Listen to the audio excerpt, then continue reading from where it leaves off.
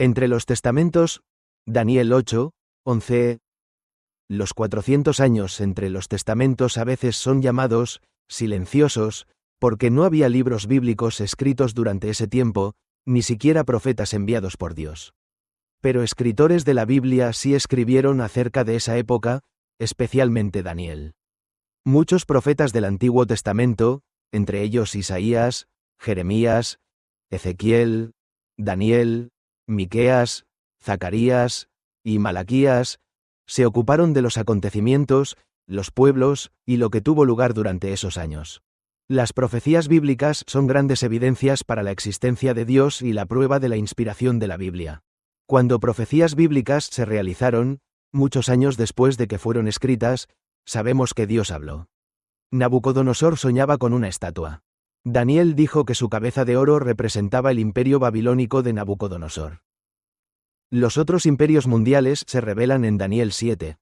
El pecho y los brazos de plata representaban a los medos y los persas, y el vientre y los muslos de bronce representaban al imperio griego.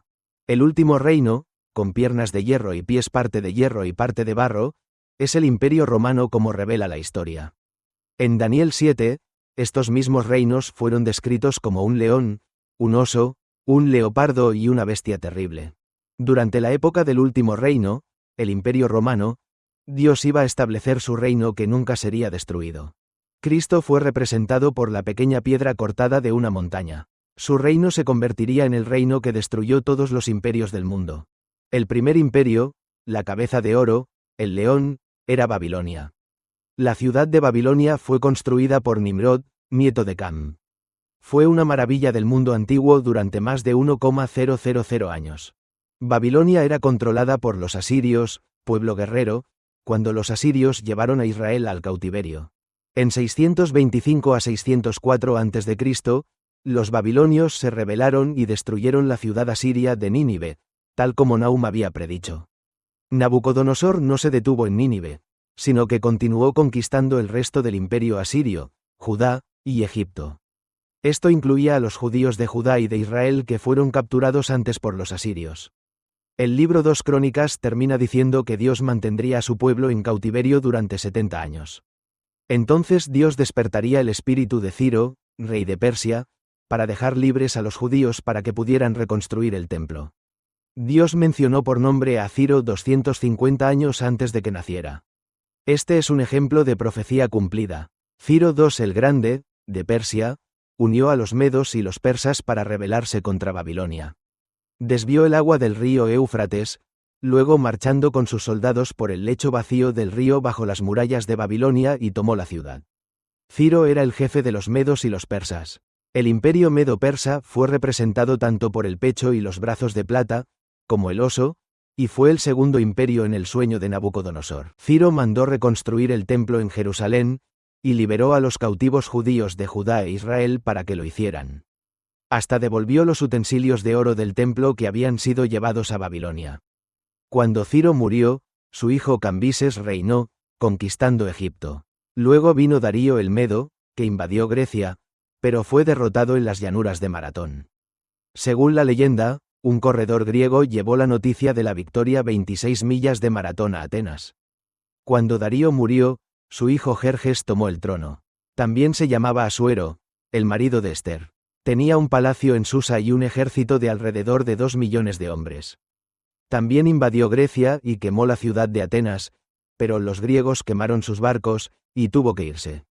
Mientras el imperio persa se debilitaba, los griegos se hacían más fuertes. Luego, el hijo de Jerjes, Artajerjes, gobernó Persia. En su 7º año, Esdras llevó a un segundo grupo de judíos de Babilonia a Jerusalén. En su 20º año, Artajerjes permitió que su copero Nehemías reconstruyera los muros. Ahora hemos llegado al comienzo de los 400 años de silencio. En 334 a.C., Alejandro Magno dirigió un pequeño ejército de 35,000 griegos y derrotó a un ejército persa de 600,000. Alejandro capturó la ciudad insular de Tiro mediante la construcción de una calzada desde el continente hasta la isla, como predijeron Isaías, Ezequiel y Zacarías. Durante este tiempo, los samaritanos, que lo ayudaban, construyeron un templo en el monte Gerizim. Cuando Alejandro llegó a Jerusalén, fue recibido por el sumo sacerdote a la cabeza de un largo desfile de personas vestidas de blanco. Dios le había dicho al sumo sacerdote que hiciera esto, y Alejandro tuvo un sueño similar mientras todavía estaba en Grecia. Por lo tanto, Alejandro no dejaría que su ejército destruyera Jerusalén. Permitió que los judíos continuaran en sus leyes y su religión, y que no rindieran tributo cada 7º año. Cuando los samaritanos vieron esto, afirmaron ser también judíos. A Alejandro se le mostró la profecía de Daniel 8, hecha más de 200 años antes. Presumió que se trataba de sí mismo. Las profecías de Daniel 8, después de la imagen de la estatua, muestran el imperio medo-persa como un carnero con 2 cuernos. El chivo había sido el símbolo de los griegos desde sus inicios, eran conocidos como el pueblo de los chivos. Daniel muestra un chivo que venía del oeste. Alejandro Magno, que hirió el carnero, rompió sus cuernos, y lo pisoteó en el polvo. Cuando Alejandro conquistó el imperio persa, su imperio era representado tanto por el vientre y los muslos de la estatua como por el leopardo. En las profecías, un cuerno simboliza un gobierno. El cuerno de Alejandro creció grandemente, al igual que su imperio. Planeaba traer la cultura griega al mundo, pero se enfermó y murió a la edad de 33 años. Fundó la ciudad de Alejandría en Egipto. El griego koiné se convirtió en el idioma del mundo y era el idioma del Nuevo Testamento.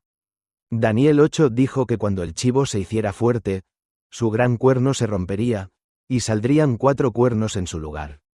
Así el imperio de Alejandro se dividió en 4 partes, gobernadas por sus 4 generales.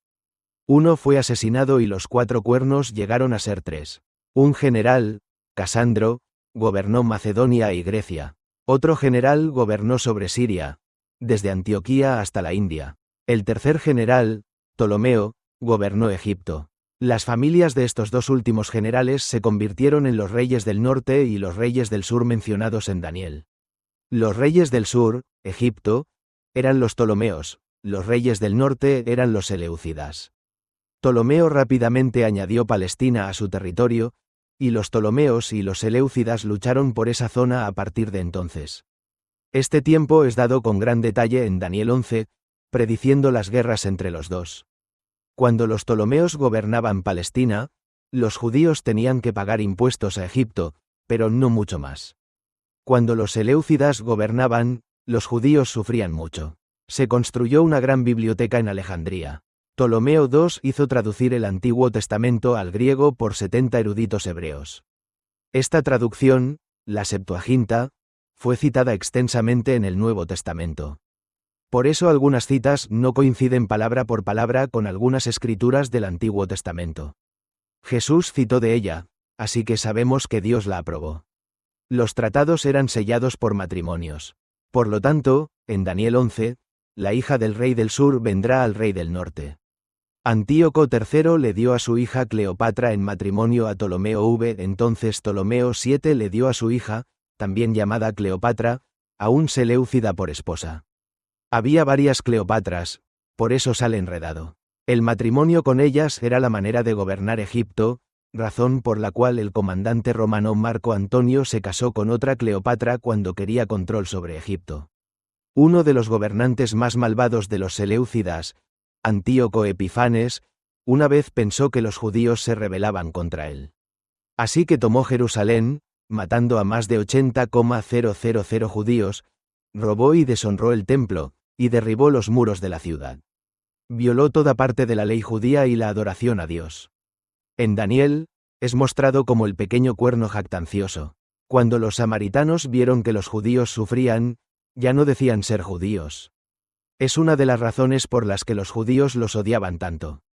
Los judíos, dirigidos por un viejo sacerdote y su hijo, Judas Macabeo, se rebelaron y liberaron a los judíos por poco tiempo. Esto se llama el período de los Macabeos. Conquistaron Idumea, que no era parte de la nación judía, y obligaron a los idumeos a convertirse en judíos o esclavos. Más tarde, uno de los idumeos, el rey Herodes, gobernó sobre los judíos. Viendo crecer el imperio romano, buscó el favor de los gobernantes, y se le permitió permanecer como gobernante sobre Judá e Israel. Los gobernantes de Roma se mataban los unos a los otros, de modo que Pompeyo, Julio César y Marco Antonio murieron, y Augusto César tomó el trono de Roma. Este fue el primer emperador del Imperio Romano, llevándonos a la época de Cristo. Jesús vino a la tierra durante este tiempo, para vivir como un ejemplo para nosotros, para morir por nuestros pecados, y para establecer su reino. Se levantó de entre los muertos y se mostró vivo, apareciendo a cientos de personas durante 40 días. Regresó al cielo como se profetizó en Daniel 7. Llegó con las nubes del cielo, uno como el Hijo del Hombre. Se acercó a Dios, el anciano de días, y se le dio dominio, la gloria, y un reino, para que todas las naciones le sirvieran. Su gobierno no pasará y su reino no será destruido. El Imperio Romano fue el último imperio mundial. Era los pies de hierro y de barro en la estatua de Nabucodonosor. En Daniel 7 y en el libro de Apocalipsis se muestra como una bestia terrible con dientes de hierro. El libro de Apocalipsis utiliza la imagen de la bestia para referirse al Imperio Romano, ocultando el significado de los romanos que perseguían a la Iglesia. La pequeña piedra, que es Jesús, golpeará la estatua, Roma, en los pies, destruyendo la estatua. La gran montaña que crece de la pequeña piedra es la Iglesia, o sea, el reino. Jesús dijo que es un reino espiritual que incluirá a todos los pueblos de la tierra y que nunca será destruido.